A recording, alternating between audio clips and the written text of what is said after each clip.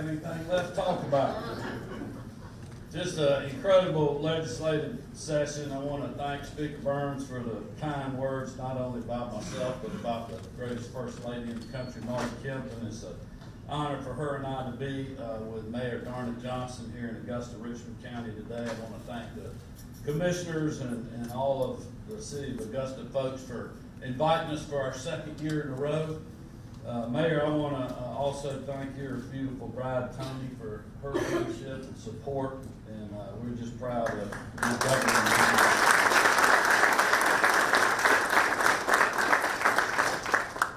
You know, you said there were some good things to start the day out at 10 o'clock this morning with the club car groundbreaking. I just want to let you know, Mayor, I started my day long before 10 o'clock. I know. I imagine you did too, did you? All right, I just wanted to clarify that for everybody that the mayor was going to work before 10 o'clock. We had a great morning out in Columbia County, and we're very excited to be here.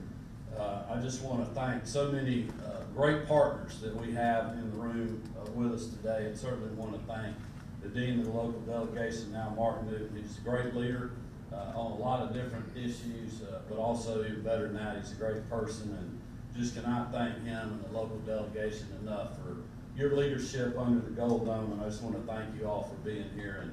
And echo also what the speaker said about one of my former floor leaders, Representative Jody Lott. We will miss you, but thank you for your service, Jody. We appreciate you. Also want to thank, I know our Attorney General's here this morning, and want to continue to thank Chris and his team for the great work they're going after street gangs, drug cartels, and also human traffickers in our state. Just appreciate him and our folks in law enforcement with the state-local partnership with GBI and a lot of other folks, local law enforcement.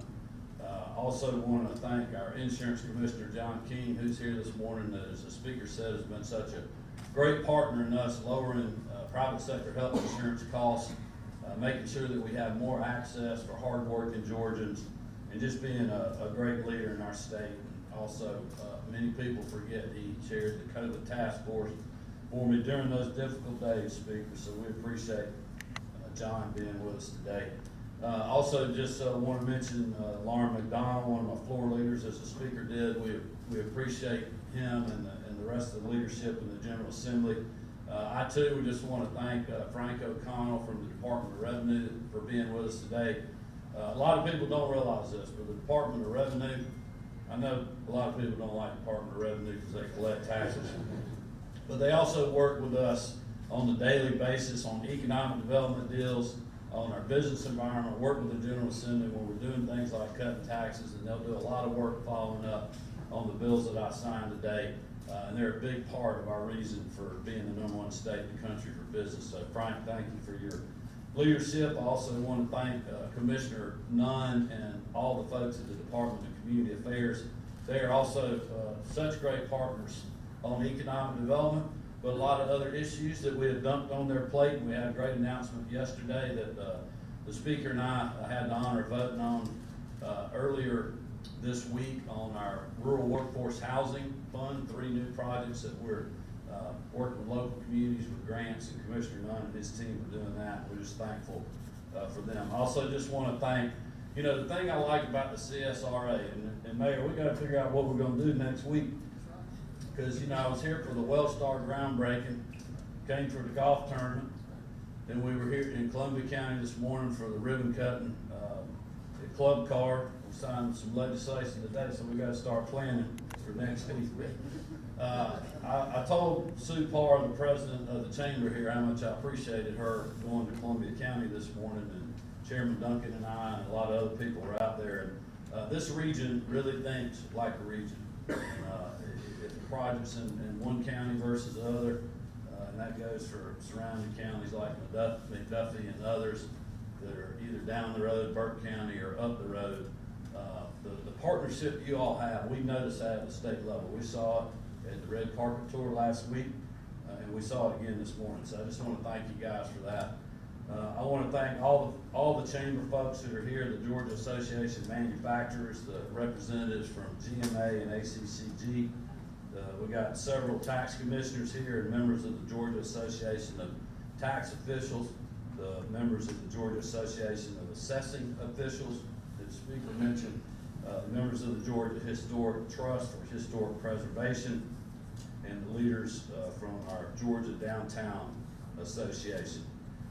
You know, just as I mentioned just a week ago, just a few days ago, really, we were gathered right here across the street at Augusta National with leaders from state and local governments rolling out the red carpet for job creators who are either already in our state or a lot of people from around the country and literally from around the world that are considering doing business here.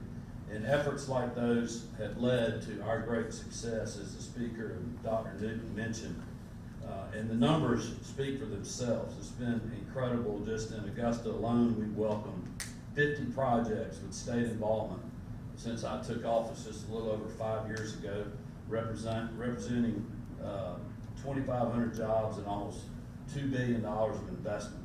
We are now coming off, because of our great relationships in the General Assembly, our business-friendly environment, our policies in the state, 3 record-breaking years for economic development. And as the speaker said, we are not going to rest on our laurels. We have more work to do, because we know that when we grow our economy, we not only create generational opportunities for our citizens, no matter their zip code, but we also increase the ability to keep more money in the pockets of hardworking Georgians. And the bills that I will sign today do exactly that. That is thanks to our responsible, conservative approach to budgeting, that we'll be able to sign this legislation knowing that Georgia will still be financially sound no matter what economic fortunes are ahead of us in the state.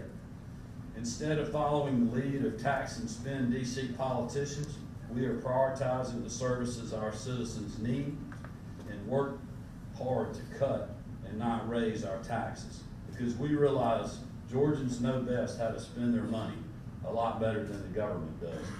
Each of the bills I sign today will also help hardworking Georgians fight through high grocery prices, high energy prices, and an inflationary environment that we have been under for several years now. Americans right now are having to spend $1,000 more each month than what they were doing 3 years ago for the same quality of life. I'm proud that we have such a great team that makes days like this possible.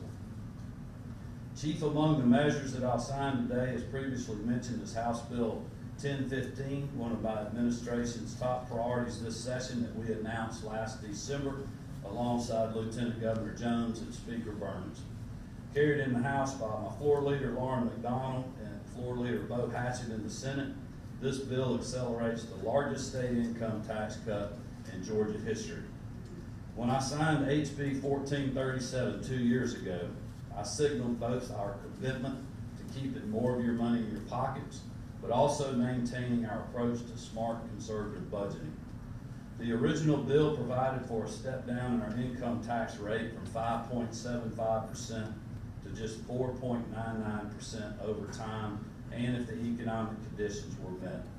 With this legislation, we're accelerating that cut by another 10 basis points, bringing us immediately to a flat tax rate of just 5.39%.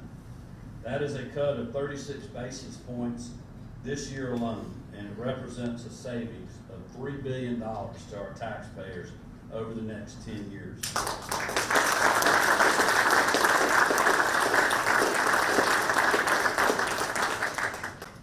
I'd also like to remind people that is in addition to the over $5 million that the General Assembly and I worked on to save our citizens in recent years through special income tax refunds, property tax relief, and as everyone remembers, a suspension of our state motor and diesel fuel tax.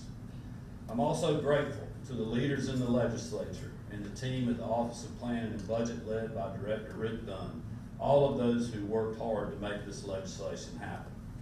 The next bill I'll sign will be HB 1023, sponsored by Chairman Bruce Williamson in the House and carried by Chairman Chuck Huffstetler in the Senate.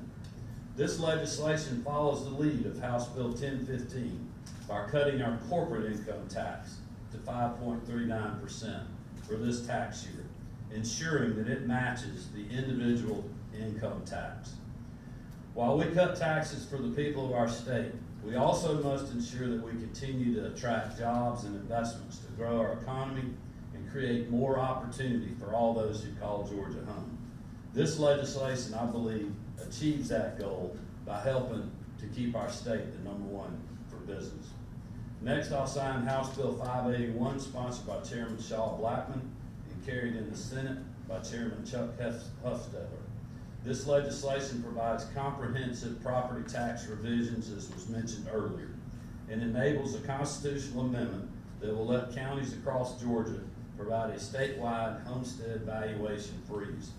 This limits the appreciation of property values to the inflation rate, helping prevent runaway property taxes and keeping Georgians in their houses. Next is House Bill 1021, sponsored by Representative Lauren Daniel and carried by Chairman Russ Goodman in the Senate. This bill, as the Speaker mentioned, increases the state's income tax dependent exemption by 33% and would allow each taxpayer to deduct $4,000 per dependent. That's a full $1,000 more than the current $3,000 per dependent. Faced with rising costs for all things from groceries to child care, this will provide meaningful relief for families fighting the negative effects and bad policies that we've seen come out of Washington, D.C. Finally, I'll sign SB 496, sponsored by Chairman Max Burns and carried by Representative Debbie Buckner, who's here with us today in the House. This bill extends the sunsets on 2 tax credits: the rehabilitation of historic homes and structures through 2029 and the rural zone revitalization credit through 2032.